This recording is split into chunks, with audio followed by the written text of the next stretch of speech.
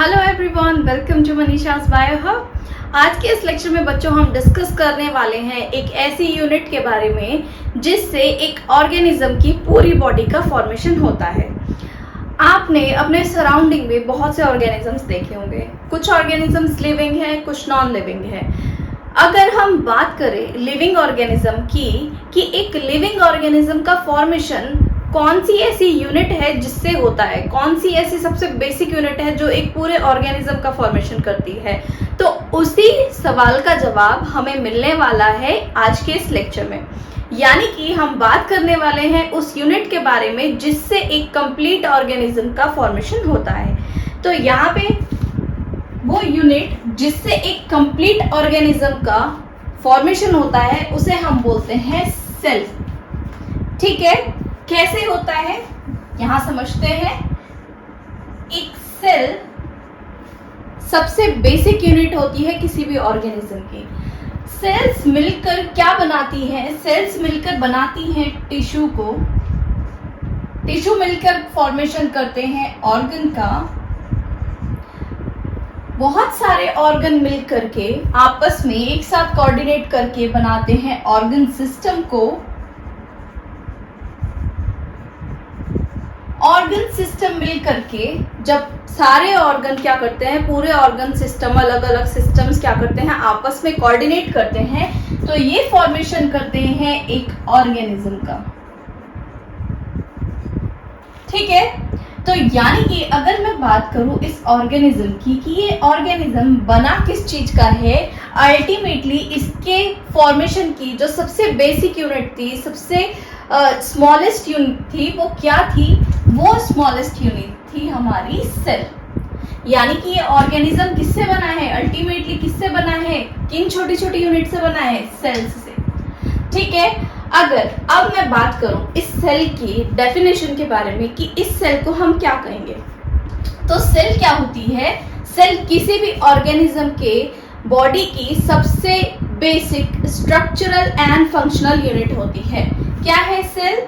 Organism की fundamental structural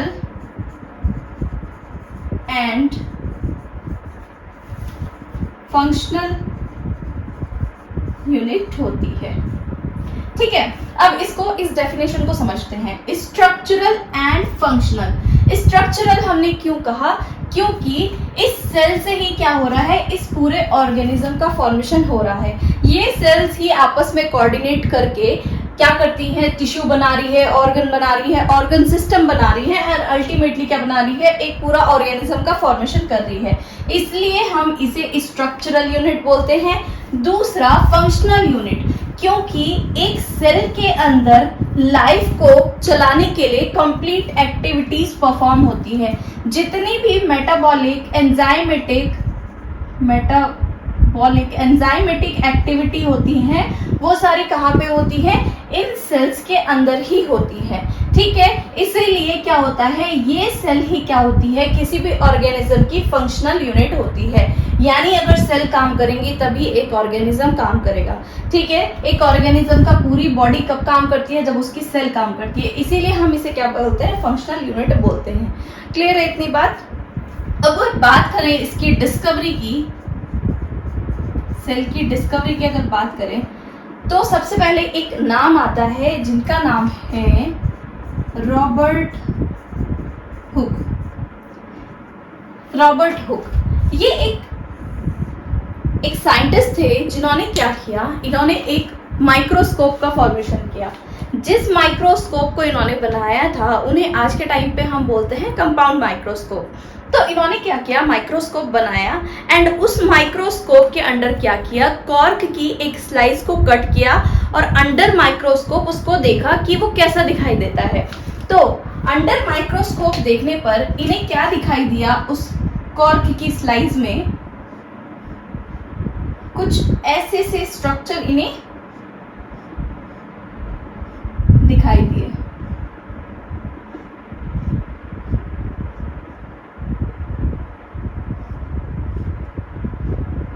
ऐसे structure कुछ इन्हें अंडर माइक्रोस्कोप दिखाई दिए। ठीक है, कैसे दिखाई दे रहे हैं? ये दिखाई दे रहे हैं हनीकॉम्ब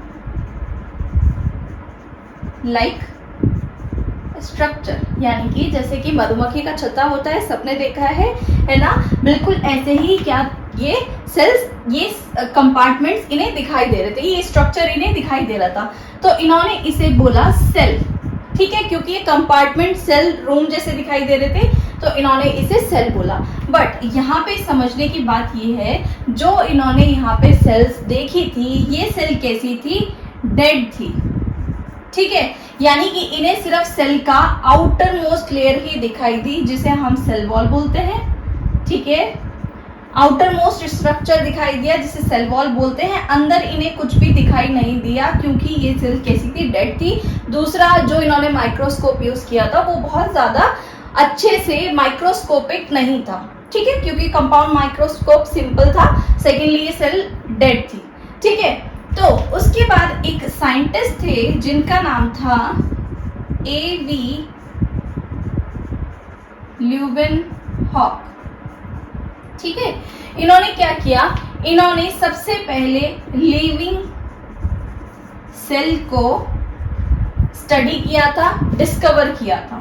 ठीक है, सबसे पहले क्या किया था, उन्होंने लिविंग सेल को डिस्कवर किया था। तो यहाँ पे याद रखने की बात यह है, अगर बात आए डेड सेल की, ठीक है, या फिर चलो फर्स्ट डिस्कवरी की बात आए तो रॉबर्ट हुक की आएगी, लेकिन अगर स्पेसिफाई कर रहा है कि लिविंग सेल किसने डिस्कवर की थी तो हम बात करेंगे ल्यूवेनहॉक की। क्लियर है इतनी बात? तो ये बात थी हमारी डिस्कवरी की। नाउ बहुत सारे साइंटिस्ट आए, बहुत सारी अलग अलग उन्होंने सेल्स देखी। ठीक है, इसके बाद भी और भी साइंटिस्ट थे। ठीक है, यहाँ पे इसके बाद दो साइंटिस्ट आए, एक का नाम था एम शिल्डन। ठीक है, इन 1838, जो कि एक जर्मन बोटेनिस्ट थे। दूसरे साइंटिस्ट थे टी स्वान। ठीक है, 1839 में ये थे एक ब्रिटिश जूलॉजिस्ट। ठीक है, ये दो साइंटिस्ट थे जिन्होंने सेल को स्टडी किया एंड अपने अकॉर्डिंगली अलग अलग थ्योरीज दी। ठीक है, आपसे क्वेश्चन पूछा जा सकता है कि शेल्डन कौन थे, एक जर्मन बोटेनिस्ट थे। ठीक है, स्वान भी पूछा जा सकता है जो कि एक ब्रिटिश जूलॉजिस्ट थे। तो इन्होंने क्या किया था, प्लांट सेल पे स्टडी की थी, इन्होंने एनिमल सेल पे स्टडी की थी।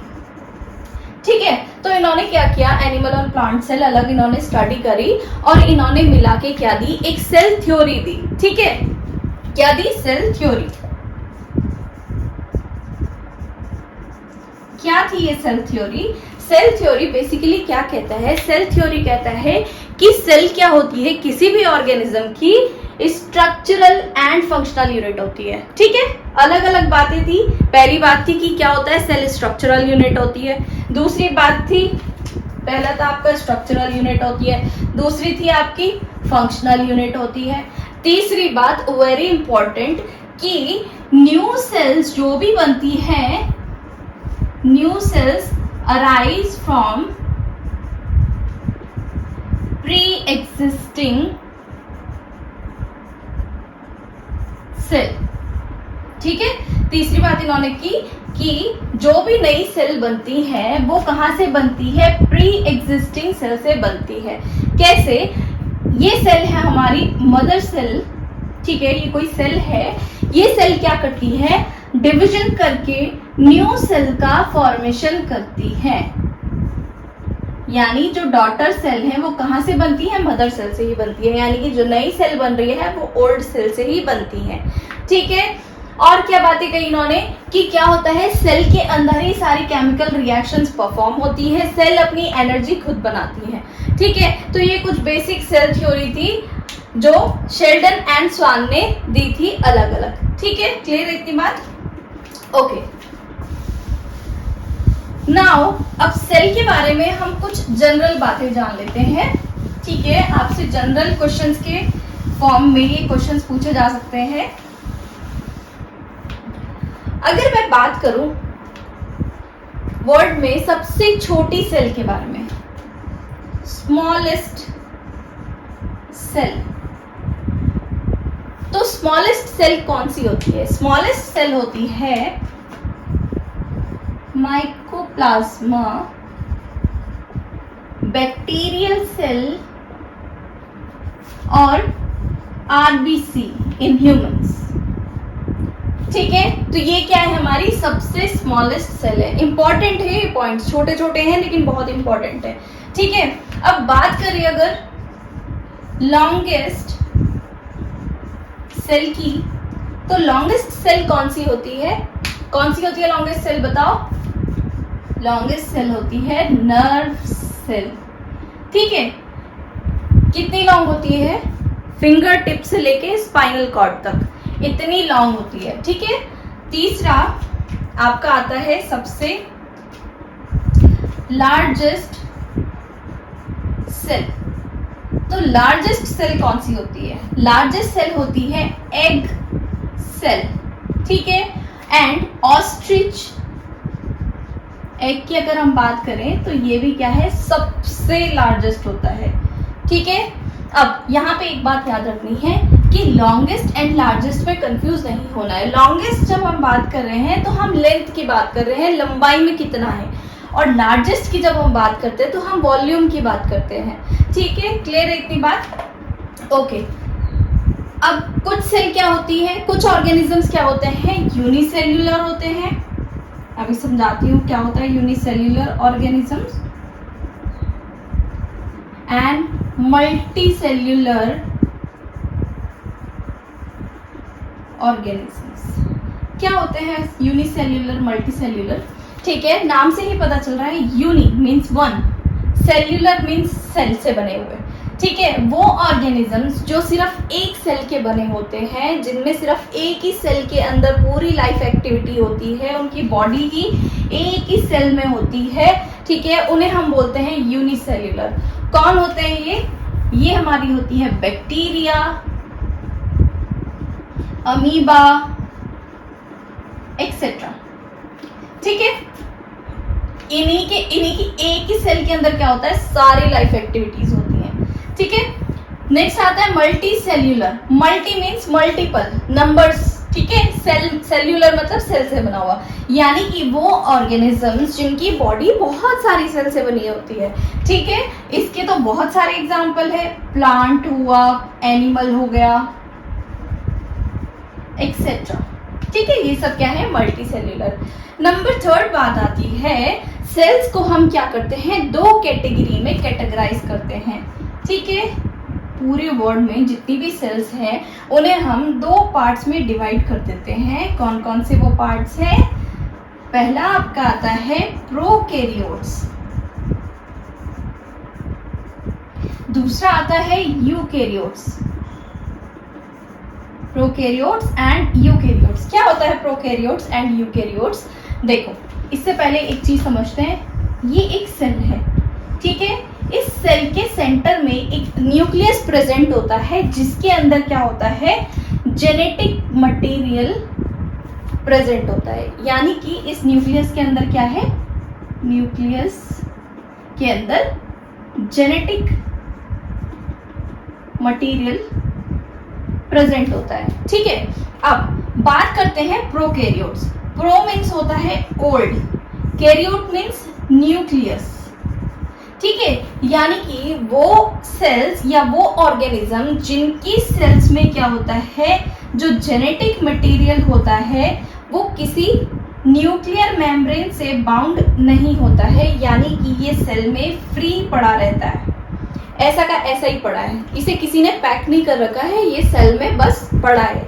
ठीक है, इस टाइप की सेल्स को हम बोलते हैं prokaryotes. Eukaryotes, you means advance type. ठीक है, यानी कि वो सेल्स, वो ऑर्गेनिज्म, उन ऑर्गेनिजम्स की सेल जिनके सेल में जो जेनेटिक मटेरियल होता है वो न्यूक्लियस के अंदर होता है। ठीक है, यानी जेनेटिक मटेरियल के बाहर न्यूक्लियर मेम्ब्रेन प्रेजेंट होती है, न्यूक्लियस प्रेजेंट होता है, इन्हें हम यूकैरियोट्स बोलते हैं। क्लियर है इतनी बात? प्रोकैरियोट जिनके जेनेटिक मटेरियल किसी पैक्ड फॉर्म में नहीं होता है, फ्री फॉर्म में होता है, ऐसा का ऐसा ही पड़ा रहता है। यूकैरियोट जिसमें क्या होता है, जेनेटिक मटेरियल न्यूक्लियस के अंदर बाउंड होता है। क्लियर है इतनी बात? ओके, तो ये है हमारी सेल। नेक्स्ट बात करते हैं कि सेल में क्या क्या कंपोनेंट्स प्रेजेंट होते हैं। एक सेल किस चीज की बनी होती है?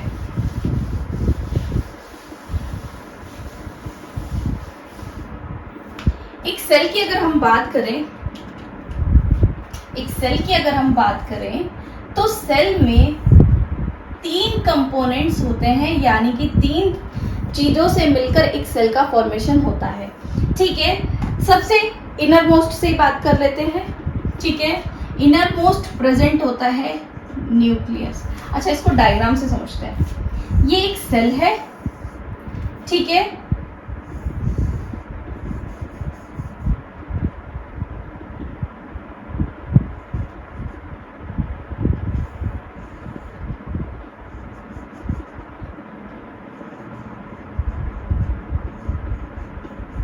देखो एक सेल में 3 पार्ट्स होते हैं। सबसे पहला होता है मेम्ब्रेन, सेकंड होता है आपका साइटोप्लाज्म, थर्ड होता है न्यूक्लियस। ठीक है, सबसे पहले बात करते हैं मेम्ब्रेन की। मेम्ब्रेन क्या होती है? आउटर मोस्ट कवरिंग होती है किसी भी सेल की। यानी कि अब कोई चीज है, कोई मटेरियल है, तो वो किसी चीज से बाउंड होगा, है ना। ऐसा तो नहीं है कि बस खुला है, नहीं। ठीक है, जैसे आपका घर क्या होता है, दीवारों से कवर है, चारों तरफ दीवारें होती है। ठीक है, एंड उस दीवार के अंदर आपका घर होता है ना, सामान होता है आपका घर के अंदर, है ना। ऐसे तो नहीं सड़क पे रखा रहता है खुला, कमरे के अंदर रहता है, घर के अंदर रहता है। इसी तरीके से सेल में भी क्या होता है, जो सेल का पूरा मटेरियल है वो किससे, एक मेम्ब्रेन से बाउंड होता है। ठीक है, after that cytoplasm, number 2, cell के अंदर का जो मैट्रिक्स होता है, लिक्विड मटेरियल होता है, उसे हम साइटोप्लाज्म बोलते हैं। इस साइटोप्लाज्म में डिफरेंट ऑर्गेनेलीज प्रेजेंट होती हैं। जैसे हमारी बॉडी में ऑर्गन प्रेजेंट है, एक ऑर्गेनिज्म में ऑर्गन होते हैं अंदर काम करने के लिए, इसी तरीके से सेल के अंदर क्या होती हैं, ऑर्गेनेलीज होती हैं, छोटी छोटी ऑर्गन्स होते हैं। ठीक है, जो अलग अलग फंक्शन करते हैं। ठीक है, तो सेल के अंदर ऑर्गेनेलीज प्रेजेंट होती हैं एंड इनर मोस्ट प्रेजेंट होता है न्यूक्लियस। ठीक है, एंड इस न्यूक्लियस के अंदर ही हमारा क्या होता है, जेनेटिक मटेरियल प्रेजेंट होता है। ठीक है, यहाँ इसे चार्ट में समझ के चलते हैं। एक सेल के हमने पार्ट लिखे हैं, एक साइड लिविंग पार्ट लिखे हैं, दूसरी साइड नॉन लिविंग पार्ट लिखे हैं। ठीक है, सबसे पहला हमने बात की, सबसे पहला पार्ट क्या होता है, मेम्ब्रेन। ठीक है, मेम्ब्रेन में हम इसको ठीक करते हैं, 2 टाइप की मेम्ब्रेन्स की बात करते हैं। ठीक है, cell membrane and cell wall. जो सेल मेम्ब्रेन होती है लिविंग होती है, सेल वॉल नॉन लिविंग होती है। देखो इन्हें हम डिटेल में पढ़ के चलेंगे नेक्स्ट लेक्चर में, अभी जस्ट ओवरव्यू ले रहे हैं हम कि कौन कौन से पार्ट्स होते हैं। ठीक है, सेकेंड आपका आता है साइटोप्लाज्म। साइटोप्लाज्म में क्या होता है, जैसे कि मैंने बोला कि यहाँ पे डिफरेंट ऑर्गेनेलीज प्रेजेंट होती है, like endoplasmic reticulum, mitochondria, Golgi एपरेटर, ribosome, lysosome, centrosome, plastids. And non living part की बात करें, ग्रेन्यूल्स एंड वैक्यूल्स। ठीक है, नंबर 3 प्रेजेंट होता है न्यूक्लियस। न्यूक्लियस में आपका nuclear membrane, nucleoli, chromatin fibrate. And non living part की बात करें तो न्यूक्लियोप्लाज्म प्रेजेंट होता है। क्लियर है इतनी बात?